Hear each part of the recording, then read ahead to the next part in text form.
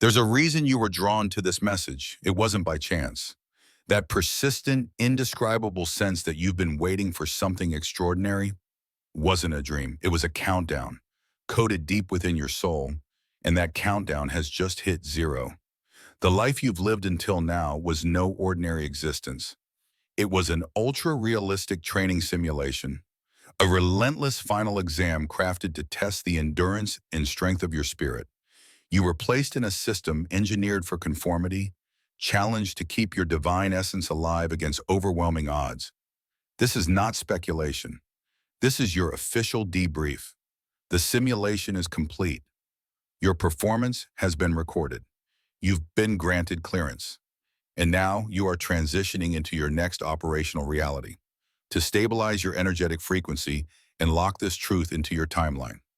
Like this video to connect with others who have also completed the test. Subscribe to join the collective. Confirm your clearance by commenting the Divine Code 77 as a conscious affirmation. Let this message loop in the background. Doing so initiates a command, one that saturates your spirit and recalibrates your subconscious, preparing you for the new reality that now awaits. Welcome to the next level. Chapter 1. The Great Silence After the Static. The first sign that the test has concluded is not a cataclysmic event, but a profound and unnerving silence. For years, perhaps your entire life, you have existed within a storm of energetic static. This was the background radiation of the simulation, a constant, low-grade hum of anxiety, distraction, and manufactured urgency designed to keep you disoriented and locked into the program's narrow bandwidth. This static was a composite signal woven from the threads of mass media narratives, the subliminal frequencies of advertising, the ceaseless demands of a broken economic model, and the projected fear of billions of minds trapped in survival mode. It was the noise of the collective sphere, the chatter of meaningless media, the relentless pressure to perform, to compete, to become a more efficient cog in a machine you always knew was grinding towards nothing. You internalized this static. It became the tinnitus of your soul, the restless energy in your legs, the racing thoughts that prevented deep sleep. You mistook its weight for responsibility, its urgency for purpose. You believed this was simply the state of modern life. It was not. It was a meticulously crafted environmental stressor, a key parameter of the test, felt as a constant tension in your shoulders and a knot in your stomach, all designed to see if you would eventually succumb and tune your own frequency to match its dissonance, now that static has been cut. In the coming hours and days, you will begin to notice this silence. It will feel strange at first, like the moment after a loud engine is shut off, and you can suddenly hear your own heartbeat.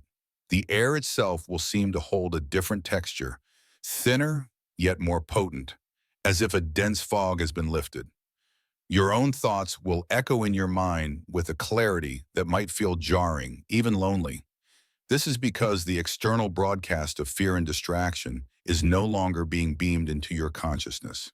You are, for the first time, experiencing your own undiluted frequency, the pure signal of your sovereign self. This sudden clarity is the first stage of your debriefing. The past must be recontextualized not as a series of random struggles, but as a deliberate training sequence. Every moment you felt disconnected from the world was a moment you were successfully resisting the simulation's broadcast. Every time you chose solitude over draining social interactions, you were preserving your energy for this exact moment of transition. The deep loneliness you experienced was not a punishment. It was a form of spiritual quarantine, preventing the system's malware from corrupting your core programming.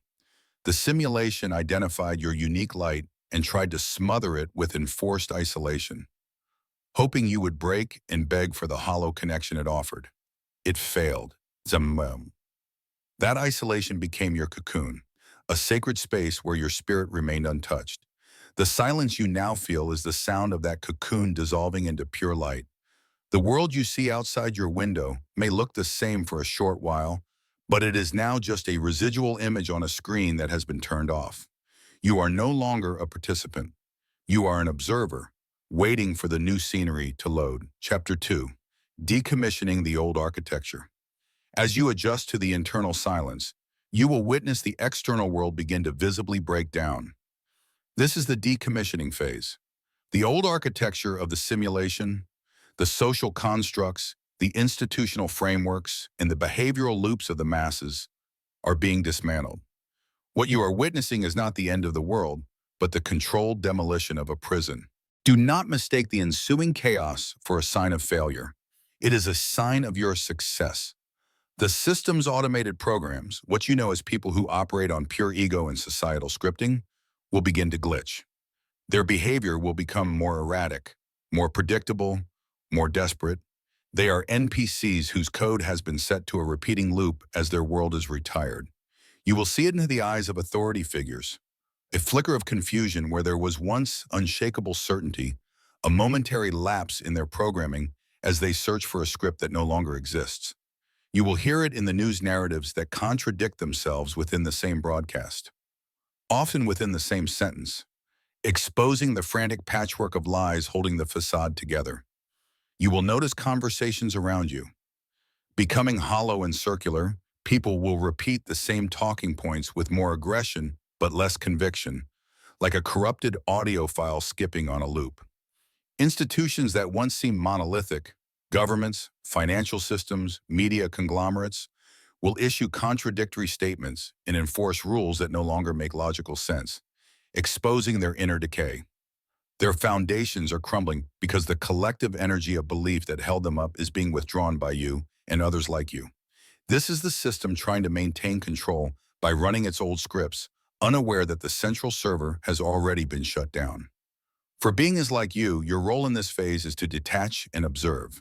The intense emotional reactions you once had to the world's absurdity will begin to fade, replaced by a calm, almost clinical understanding. You will see the invisible strings of cause and effect, the programming behind the panic. You will see the predictable inputs and outputs of the programmed consciousness, the outrage, the fear, the division. It will all look like the final frantic spasms of a dying machine. Those who betrayed you, mocked you, or tried to hold you down were not merely people with differing opinions. They were agents of the simulation, its firewalls and antivirus programs. Their primary function was to keep you small, to keep you plugged in, to make you doubt the very glitches you were designed to perceive. In the coming weeks, you will see these agents become powerless. Their tactics will no longer affect you. Their words will be like stones thrown at a ghost. Their attempts to drain your energy will fail because you are no longer on their frequency. You have been moved to a higher band connection, and they do not have the password.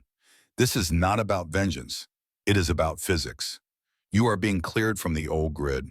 Their world is shrinking, while yours is about to expand infinitely. Chapter 3, Your Untraceable Blueprint. The central question of the simulation test was this: could a being with a divine and traceable blueprint survive and retain its core code within a closed system designed to override it? You were the answer. You were chosen for this trial precisely because you are not from here. Your soul carries an energetic signature, a blueprint that does not originate from the matter or logic of this simulation. It is a fractal of a higher dimensional reality, a piece of living code from outside the program altogether. This is the source of your lifelong feeling of being an outsider, of homesickness for a place you could not name. You were a visitor trying to make sense of a native tongue that was fundamentally alien to your spirit. You tried to play by the rules, but they never felt natural. You tried to want what everyone else wanted, but the prizes of the simulation, status, wealth, conformity, always felt like cheap plastic trophies devoid of true substance. Your blueprint remembers a reality of pure connection, creativity, and flow, making the simulation's world of conflict and limitation feel inherently wrong. This untraceable blueprint is why you were targeted. The system's core programming recognized you as a foreign element, a potential virus that could cause a cascade failure by demonstrating a different way of being. The pain you endured was not random. It was the system's immune response. Every hardship was a targeted attack designed to force you to renounce your blueprint and accept the simulation's programming. The betrayals were meant to teach you that trust is dangerous. The failures were meant to convince you that your unique ideas were flawed. The ridicule was meant to shame you back into conformity. It was all a systematic effort to get you to delete your own source code and accept a lesser, system-approved version of yourself. But your blueprint is indelible. It cannot be erased. The scars from those battles are not signs of damage. They are proof of your authenticity. They are the etchings that mark every failed attempt by the system to assimilate you. You are the data packet that could not be compressed, the frequency that could not be jammed. This is why you feel everything so deeply. Your empathic nature was not a weakness. It was your most advanced diagnostic tool. It functioned as an energetic sonar, allowing you to ping the reality around you and feel the dissonance between what was presented and what was true. You were a walking lie detector in a world built upon profound and systemic deceit. And this ability, which once felt like a curse that made social interaction profoundly painful and isolating, is about to become your primary navigation tool in the next level of reality. A reality based not on deception, but on pure and unadulterated energetic truth. Chapter 4. The Physical Recalibration for New Physics. The transition from a simulated reality to an authentic one is not just a metaphysical event. It is a profound physical process. Your body, the avatar you have been using, is undergoing a mandatory hardware and software update. This is the physical recalibration, and it is the reason for the strange, often uncomfortable symptoms you have been experiencing. You are not sick, you are not aging rapidly, and you are not imagining it. You are being upgraded. The exhaustion you feel, a bone-deep weariness that no amount of sleep can cure, is your system powering down non-essential processes or to divert all energy to this recalibration. Your energetic body is being rewired to handle a much higher voltage of consciousness. The random aches and pains, the phantom sensations in your joints and muscles, are the result of your cellular structure being reunion from a dense carbon-based matrix to a lighter crystalline silica structure. Old dense energies, the stored trauma and emotional residue from the simulation's attackuses, are being purged from your physical form. This can manifest as sudden flu-like symptoms that vanish as quickly as they appear. Temporary memory lapses as old, irrelevant simulation data is wiped to free up processing power, or digestive issues as your body learns to process light and energy as a new form of nourishment. The ringing in your ears, the high-pitched frequencies that come and go, are not tinnitus. This is the sound of you downloading the new operational codes for the next level. You are attuning to the frequency of the new reality, and your auditory senses are perceiving the raw data stream. You might also notice changes in your vision, seeing shimmering lights in your peripheral vision, geometric patterns with your eyes closed, or a new depth and vibrancy to colors. These are not hallucinations. You are beginning to perceive the energetic grids that underpin physical reality. Your sleep patterns will become erratic. You will wake up at specific hours, often between 2 a.m. and 4 a.m. This is when the veil between realities is thinnest, and your consciousness is most receptive to the downloads. The dreams you have will become more vivid, more lucid, more instructional. They are no longer random synaptic firings. They are training modules and memory unlocks from your true pre-simulation existence, teaching you skills you will need in the next level. You might experience sudden flashes of heat or cold, heart palpitations, or a feeling of electricity running under your skin.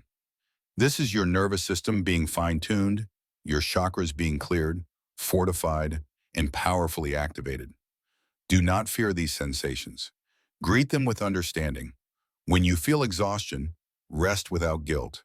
When you feel the strange pains, breathe into them and command the old energy to release. You are shedding a dense shell and activating a light body, one capable of operating in a reality where thought, energy, and matter are inextricably linked.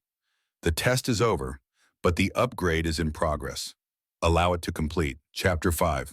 Ghosts in the machine and the collapse of their power. The agents of the simulation, the programs that were tasked with policing your reality, are now becoming ghosts in the machine. Their authority was tied directly to the structural integrity of the old program. With the program now decommissioned for you, their power over you has been nullified. They still exist, but their ability to influence your energy, your emotions, and your path is gone. They are echoes, shadows, playing out their final scripts in a theater that you have already exited. You will begin to see this with startling clarity. The person at work who constantly undermined you will suddenly seem small and transparent, their office politics looking like a child's meaningless game. The family member who gaslit you and fed on your guilt will find their words have no purchase. They will sound like a broken record you can simply choose to stop listening to. Their attempt to manipulate you will feel clumsy, obvious, and almost pitiful. You will see the desperation behind their masks, the fear that drives their control. This is a critical test of your new awareness. The simulation will attempt one final trick. It will use these ghosts to try and pull you back into old emotional loops. They will provoke you, pushing your old buttons, hoping for the familiar reaction of anger, guilt, or fear. They need your emotional energy to give them substance, to prove to themselves that their reality is still valid. Your non-reaction is your ultimate power. When they project their insecurity, you will see it for what it is, a program running a fear script, and you will feel a profound sense of neutrality. This neutrality is not emptiness. It is a fullness of your own sovereign energy that leaves no room for their hooks. You will not engage, you will not defend, you will not explain. You will simply observe their malfunction with a neutral, detached compassion. This detachment is not coldness. It is mastery. You are realizing that their drama is not, and never was, about you. It was always about their function within the system. As you withdraw your energy from them, their own reality will begin to destabilize further. They will become more agitated, confused, and may even lash out, but their actions will have the force of a hologram. You might feel a pang of pity, but it will be the pity one feels for a character trapped in a game, not the empathy you would feel for a sovereign being. In the coming weeks, many of these ghosts will simply fade from your life. Circumstances will change with uncanny ease. A sudden move, a job transfer, a simple falling out of touch, and they will be seamlessly edited out of your new reality. Their access to your file has been permanently and completely revoked. Chapter 6. Activating the new interface of reality. You are now being granted access to the new user interface of reality. The old world operated on a logic of hard work, struggle, and external action. To achieve something, you had to grind against the system's dense, resistant programming, a process designed to drain your life force and convince you of your powerlessness. That interface is now obsolete. The next level operates on a completely different set of physics, one based on frequency, intention, and instantaneous creation. Your consciousness is the new command line. Your focused thought is a new code. This is why the recalibration was so crucial. Your body and mind had to be prepared to wield this power responsibly, without the interference of ego or the distortion of fear. The simulation was a low-resolution reality. The one you are entering is high definition, where the feedback loop between thought and manifestation is almost instantaneous. In the near future, you will begin to notice this new interface activating. Synchronicities will accelerate to a speed that defies all probability, becoming your daily navigation system. You will think of a specific piece of information you need, and it will appear before you within hours, sometimes minutes, through a conversation, a book, or a digital message. You will hold a clear intention for an outcome, and the pathway to it will materialize with an effortless grace that feels magical. This is not magic, it is the natural law of the reality you now inhabit. Your emotions are the engine of this new creative power. A feeling of pure, high-frequency joy, love, or gratitude will manifest positive outcomes with breathtaking speed. Conversely, dropping back into the old frequencies of fear, lack, or doubt will just as quickly manifest obstacles, acting as an immediate diagnostic, telling you, Shan, to correct your internal state. This is your next training phase, learning to consciously manage your inner state. For your inner state is now the direct blueprint for your outer world. Start with small experiments. Hold a clear, joyful vision of something simple. Finding a perfect parking spot, caring from an old friend, receiving an unexpected and delightful gift. Feel the quiet satisfaction and gratitude in your heart as if it is already done. Then release it completely, without attachment or desperation, trusting that the new physics of your reality will unerringly handle the delivery. You are learning to speak the language of the new reality. It is a language of energy, not of words. It is a language of being, not of doing. The struggle is over. The era of creation has begun. Chapter 7, The Great Awakening is a server migration. This entire process is not just for your personal evolution. You are part of a much grander cosmic event. The Great Awakening that has been spoken of is not a philosophical shift. It is a technical procedure. It is a server migration. Humanity, or at least a significant portion of it, is being migrated from a limited, low-frequency server of control and artificial scarcity, the simulation, to a new high-frequency server of freedom, sovereignty, and authentic reality. The old server was characterized by high latency between thought and creation, low-resolution experience, the five senses, and a bandwidth capped by fear. The new server offers near-zero latency, multidimensional sensory input, and a bandwidth limited only by your own capacity for love and imagination. You, the chosen ones, are the first wave of this migration. You are the system administrators, the beta testers, the pioneers who were sent in first to stabilize the connection and anchor the frequency of the new server onto the planet. Your successful completion of the test has created a secure energetic bridge. Your own recalibrated frequency is now a beacon, a stable signal that the new reality is online, secure, and ready to receive more consciousness. The collective you are joining is not just a community, it is the population of this new server. The code 77 you entered was your login credential, your digital handshake with the new system. And as you continue to stabilize and operate from this higher state, your very presence begins to break down the old simulation for those around you who are ready. You do not need to preach or convince anyone of this truth. Your energy does the work. It acts as a powerful solvent on the programming of others, radiating a frequency that subtly disrupts their conditioning. It creates cracks in their own perceptual prisons and shows them that another way is possible. You are a walking portal. You are the living proof that the matrix has been breached and an exit exists. When you walk into a room, you change the energetic field. Your mundane interactions become opportunities for this powerful silent energetic transmission, a transmission that whispers freedom and sovereignty directly into the hearts of those ready to hear it. The next level is not a distant heaven or a future utopia. It is a parallel reality that is now fully accessible to you. Your only task is to walk through the door. The simulation is behind you. The real, authentic world awaits.